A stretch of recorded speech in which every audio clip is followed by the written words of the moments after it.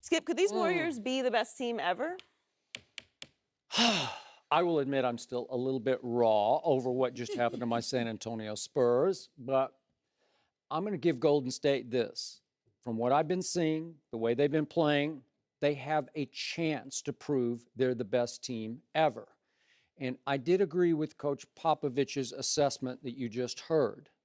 I don't think this team is getting quite enough credit for just how well it plays on the defensive end and how unselfishly it plays on the offensive end, because it is a pleasure to watch them play, and sometimes it's awesome watching them play, because when they are clicking on offense, as they were last night, when Steph and Kevin Durant are trading shots, your turn, my turn, your turn, my turn, it's an overwhelming display of unselfish and high-level basketball.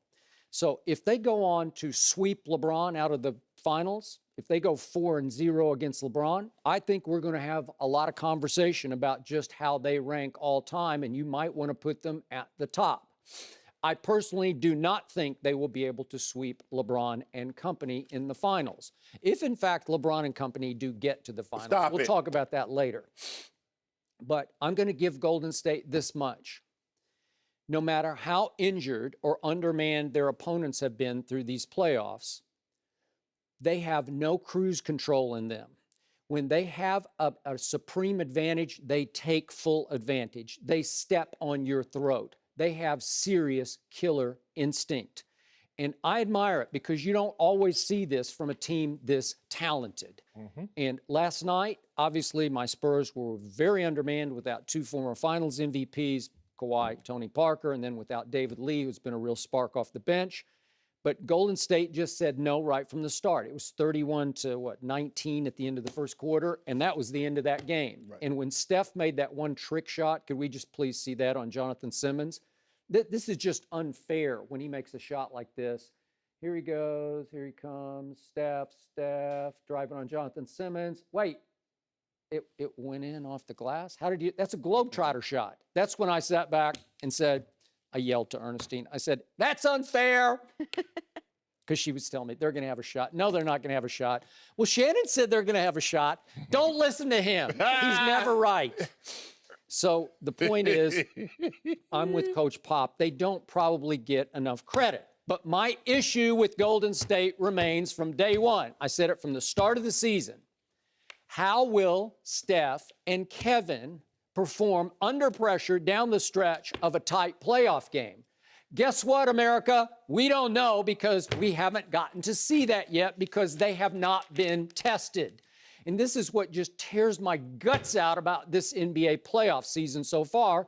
The injury gods have decided it, because obviously Golden State in round one didn't have to play against a Nurkic who had made Portland a real threat, I thought, to Golden State.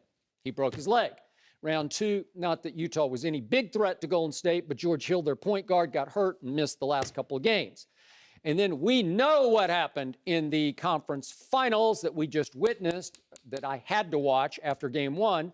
My Spurs were merely ahead by 23 points with 7:53 left in the third quarter when Zaza did pull off, I'm sorry, Zaza, I'm going to say it one last time, a dirty play by a dirty player. Kawhi stepped on the size 19 sneaker that he slipped under Kawhi as he was coming down from a jump shot, and the rest is painful history for me, because without Kawhi, they blew the 23-point lead, and then that was the end of that. And Coach Popovich made his concession speech the next day and talked about what a great season we have had, past tense, and that's how the team played the rest of the games against Golden State. I will go to my grave saying my Spurs would have beaten this Golden State team in 7 games if they had had a healthy Kawhi Leonard and had obviously won game one.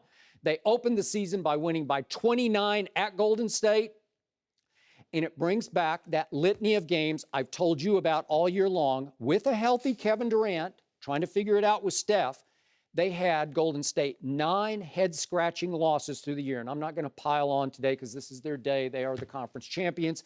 But you know what happened when they blew a 24-point lead at home to Memphis and lost by 9 in overtime, and then they went to Memphis and lost by 21, and they lost by 32 at Denver. And we know what happened on Christmas Day. We know. At LeBron's. house. They led by 14, and they could not hold a 14-point lead, and Kyrie beat them at the buzzer. Stop, Skip. Well, he did. Did he not make the shot over Klay Thompson? That was the shot of the year in the NBA to me. Oh, what about this shot that, what you call him just hit? Avery Bradley. That wasn't the shot of the year? Well, that was the luckiest shot Yeah, of the but year. it's Okay, still- but Kyrie's was not lucky. It was sweet, and it was clean. Did LeBron play? He played. He hung on the rim. Should have gotten a tech at the end of the game, but that's okay. No, he played, and he played well. But Golden State did not play well because they couldn't figure out, is it your turn, is it my turn, how to close that game. So we just went through 3 rounds of the playoffs, 12 games, and we did not see them get tested the way, dare I say, they're going to get tested by LeBron and company in the finals at least once or twice, because I'm going to say it again. LeBron has had their number. Cleveland has had Golden State's number in the finals. We can talk about that a little more. But again, they have a chance to prove me wrong, to show me up, to show me they can close games. And if they sweep your Cavaliers, we're going to have a big conversation about this. You mentioned something about killer instinct. You say this is a talented basketball team, but when they have the decided upper hand, they show killer instinct. Would you say the 2001 Lakers with Shaq and Kobe, did they have the killer instinct? They went through the playoffs, lost one game, the first game in the finals to Allen Iverson. I don't know. I don't remember. I'd have to go back and check it out. What's your point? No, hold on, Skip. I'm just 96 Bulls, 72-10. Would you say they had killer instinct? Yeah, they had a lot more competition than if you're going to say LeBron. Whoa, Skip. This is LeBron's in the same boat as Golden State.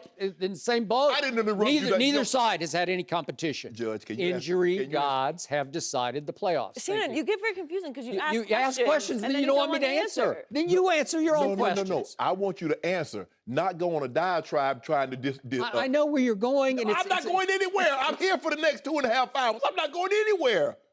It's so transparent that I'm going to answer the way I'm going to answer, not the way you want me to answer.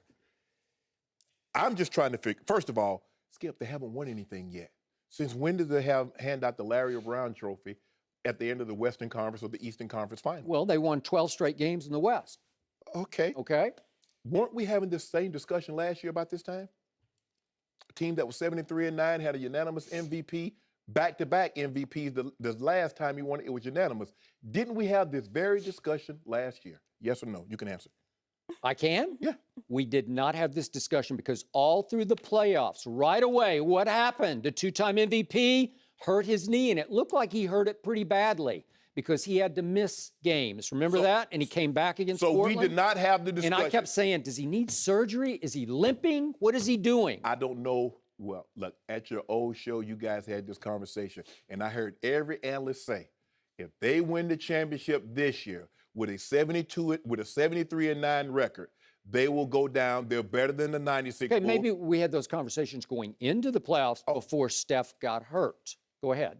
And so my thing is, why is it that if LeBron goes 12-0 in the Eastern? No, it's all. Whoa, Skip. I'm just asking a question. This is for the people at home. This is not for you because I don't want you to answer yet. If LeBron goes 12-0 in the East, the competition is inferior. The Warriors go 12-0 in the West. No Nurkic in Portland. George Hill missed the majority of that series. He did. Kawhi, Tony Parker, David Lee. Maybe the outcomes are the same. Why don't they get the harsh criticism that LeBron receives in the East? Because if you call the East the Leastern Conference, I'm going to call the West the Lestern Conference. Lestern, that doesn't work as well, but go ahead. Yes, it does. Yeah. Because what you notice, Skip, is that when a team has the most talent, Kevin Durant, Steph Curry, Klay Thompson, Draymond Green, and you look at the East, LeBron, over the last 6 or 7 years, his teams have been more talented. But you talk about the entire conference. You don't look at what the parts that's constructed on a particular team. Did you actually think, the West is so tough? Well, how tough is the West? If every team they played, they swept the number 2 seed, they swept the number 8 seed, and they swept, who else did they sweep, Skip? And the 5 seed. Yeah, you go ahead, answer. May I answer? You can. I just made the case. They dodged bullet after bullet after bullet, did the Golden State Warriors. The injury god said, let there be Golden State. I just told you, they would have lost to my Spurs if Kawhi had stayed healthy. So I don't know how you want me, I can't do it any better than that.